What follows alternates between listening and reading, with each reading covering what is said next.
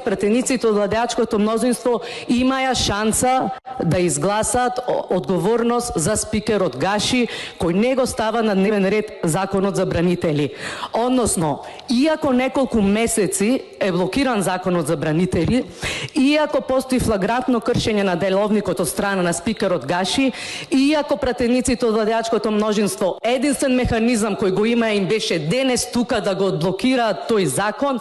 пратениците од ВМРО-ДПМНЕ гласаја против, со што уште еднаш покажаа дека ако сакате да говорите дека СДС со 40 пратеници биле измечари на ДУИ, вие со 64 пратеници сте измечари на вреди и не можете да го деблокирате законот за бранители. Односно, јасна е тенденцијата денес дека оваа комисија се буди само тогаш кога има иницијатива на левица, дека оваа комисија единствено постапува кога ќе дојде некоја иницијатива од страна на опозицијата, и тоа го покажуваат и во собранието, каде што ниту еден закон поднесен од левица вие не гласате, не поддржувате и влегувате во една таква политичка ароганција и насилие што потсеќа на Груевски од 2011 година, ама споредбено со тогаш Груевски барем имаше капацитет за да покажува таква ароганција. И ја меѓу другото сакам и да го разобличам лицемерието за денешниот закон за бранители, затоа што цела кампања во опозиција ВМРО-ДПМНЕ водеше токму врз грбот на бранителите, кои 20 години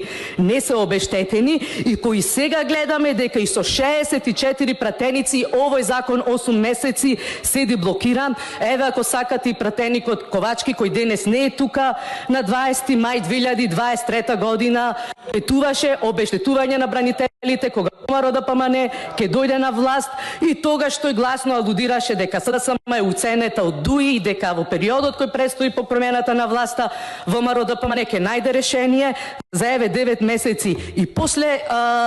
конституирањето на новата власт. Ние денес да гледаме како законот за бранители останува блокиран.